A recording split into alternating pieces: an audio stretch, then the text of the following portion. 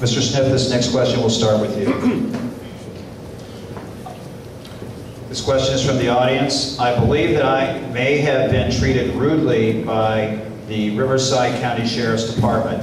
What will you do to address deputy misconduct or discourtesy? Well, one of the major areas of responsibility for the chief deputy level, which is the first executive rank, and why those positions are so critical, is to mete out discipline and review investigations and provide oversight and accountability for all of our employees, regardless of whether it's a deputy sheriff or a classified or a non-sworn employee. The Sheriff's Department, like most, in fact, every law enforcement agency in this state anyway, is highly regulated on dealing with complaints. We take each and every complaint very seriously. Long before I was sheriff, we've had a great reputation of looking at each of those very closely and dealing with it appropriately to change behavior. We look and do a full investigation. Sometimes it's handled centralized out of our internal affairs folks. Most of the time it's done by the chain of command. So a sergeant or one of those supervisors or a lieutenant would end up doing it. But each and every complaint, regardless of how wild or crazy it may seem, we look into very closely. And when we do find misconduct, we deal with it appropriately to change that behavior because we are accountable. And in the rare instances we find criminal misconduct, we end up prosecuting, including booking our own employees into our own jail system and prosecuting them to the full extent that the district attorney's office will allow us. And this district attorney has been very hard-nosed about public corruption and cops that are caught doing crooked. So bottom line is the system works very smoothly. Whenever there's an issue, and if there is somebody that didn't think that we did a good enough job, and many of these things are protected areas legally, but we do from our end track every single one of them and chase those down to the nth degree. In the rare circumstance where we get a foul tip for misdoing the appropriate job, we want that brought to our attention and we'll double check on that. And every once in a while we, due to inexperienced employees leading other inexperienced employees, do have a foul tip, but this agency has had a very long and very great reputation for holding its people accountable and investigating everything very thoroughly and dealing with it appropriately.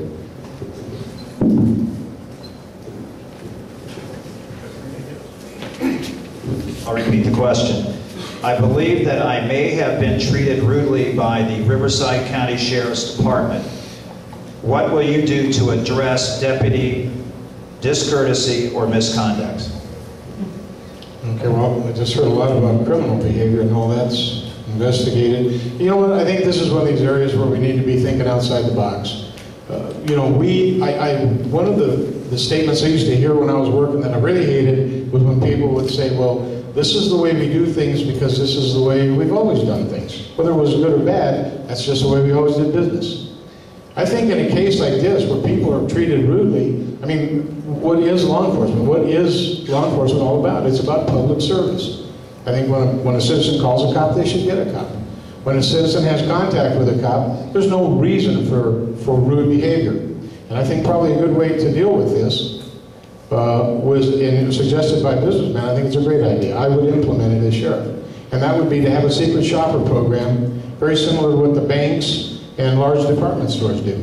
And we would have employees go in and conduct business at different sheriff's facilities to see how they're treated. Before I did that, I would put out a briefing to the entire department because I'd rather catch people doing things right than to catch them doing things wrong, and let them know this is what's coming. It's all about public service. You've got a great job, and especially in this economy, anyone that has a job should be very grateful, very thankful. But I think that's a really good idea and something that I would implement as sheriff. We have a lot of contact with the public. The Sheriff's Department is so large and has such a wide area of responsibility that I've underscored before that we end up having calls at well over 1.5 million a year. Our deputy sheriffs, our employees respond to calls out there nearly 900,000 times a year. We're that big and busy. So I don't disagree that sometimes those things are worthwhile devices. But in a really tight economic time when you're fighting tooth and nail to keep every deputy sheriff available out there to handle calls, you got to be very careful, and you need to understand the sheer scale of all those contacts dispersed over 7,300 square miles. It is not a small city, it is not a small community, and it's be a quite expensive task to end up chasing every one of those. But I can commit, just like every other sheriff and every other law enforcement executive, that we have a zero tolerance for not dealing and handling people appropriately. And nobody is going to tolerate rude behavior. There are a lot of instances when we end up getting complaints that come in, though, that are very different from the reality after we investigate it. I should have said that the secret shoppers are going to be reserves, volunteers. We're not going to pay these people. That's one of the things that I intend to do as sheriff, is really increase the size of the volunteer forces within the organization. When we get into a really tight fiscal crisis like we're in, the responsibilities don't go away, but we do need more help in dealing with our responsibilities. And so having reserves and citizen volunteers and expanding those forces is going to be crucial to us getting through this fiscal crisis. 30 seconds. Yeah, let's underscore again the size of what we're dealing with here.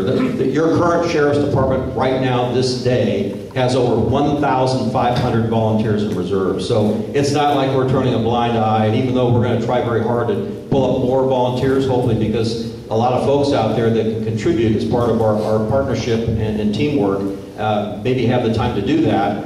The reality is we already do a great job on it, and we're going to continue to keep our nose to the grindstone and even add more. But don't underestimate what it takes to be a reserve officer. I started many years ago as a reserve officer. It is highly regulated in the state by the state of California through post, and it is a very daunting task for anybody that wants to end up being a reserve officer for any police agency in the state. Very, very restricted. Mr.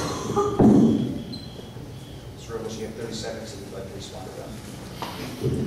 I just want to say that regardless of the size of the organization, it doesn't excuse poor performance, rude behavior, or anything else like that. And I just disagree completely. I think we can do it. And when I become the sheriff, we are going to do it. Thank you.